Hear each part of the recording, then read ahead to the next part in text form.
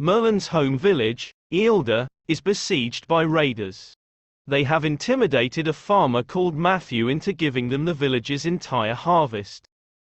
The raiders' leader is Canon, who is furious that Matthew kept back some of the food so the village wouldn't starve. He strikes Merlin's mother, Huneth, when she tries to stop the raiders, and demands the rest of the harvest in a week's time. Huneth goes to Camelot to ask for help. The village lies in another kingdom, but its ruler refuses to act. Uther wishes he could help, but he can't because by sending soldiers there, he would be declaring war on that kingdom. Merlin announces to Arthur that he must return home to take care of his mother and thanks him for his service. When Merlin sees Gwen to ask her for a sword, she and Morgana declare their intention to come with him and fight for his village. Huneth makes Merlin promise not to reveal his magical abilities to anyone else. As they camp for the night, Arthur comes to join them. They reach the village and fight the raiders as they arrive. Canon threatens the lives of everyone present, and orders his men to leave. Arthur tries to talk to the villagers, but Merlin's old friend, William, objects. He is in favor of giving the raiders what they want so that no one will be killed. Arthur says that unless the local people fight, they will forever be at Canon's mercy. The whole village rallies behind Arthur and William leaves furiously. Merlin tries to talk to William, who believes that Arthur is risking their lives for the sake of military glory.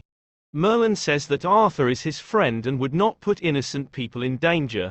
William replies that a real friend would have told Arthur about his use of magic. After they go to bed, Arthur asks why Merlin came to Camelot. Merlin cannot bring himself to tell the truth and just says that he wanted to find somewhere where he could belong. The next morning Huneth tells Merlin that she thinks Arthur truly likes him. Merlin says he would be dead if Arthur knew about his magic, but she disagrees. Merlin goes to collect wood and is cornered by William, who wants to know why Merlin will not use sorcery to defeat the raiders. Merlin insists it is his destiny to help Arthur become a great king, and William is enraged that Merlin would put Arthur before his own friends and family. Arthur trains the men of the village in basic combat. Morgana points out that the men are outnumbered and the women must also be allowed to fight, but Arthur rejects this suggestion. Merlin later overhears Gwen and Morgana admitting that both they and Arthur came with Merlin because they care about him. Matthew, who was acting as a lookout, is killed and his body returned with a note from the raiders. It threatens that they will return tomorrow to massacre everyone in the village. William publicly accuses Arthur of responsibility for Matthew's death, then makes plans to leave before the raiders come. Merlin tries to stop him, but William again says that Merlin is a traitor for refusing to use magic. Merlin explains to Arthur that William distrusts nobility because his father was killed while fighting in the service of a king. Arthur fears William is right that everyone will die if they are made to stay and fight. Merlin convinces him that he must have faith in the villagers or they will not find the strength to win the battle. Guinevere stands up to Arthur when he tells the women to leave before Canon returns. He agrees that they should remain to defend their home, and gives a rousing speech to the villagers. Huneth privately expresses her fear of Arthur discovering Merlin's secret. Merlin reassures her that if Arthur is a true friend he will still accept Merlin.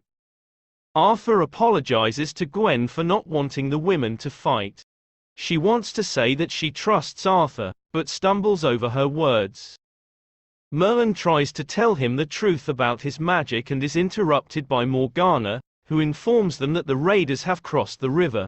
The raiders are lured into a trap.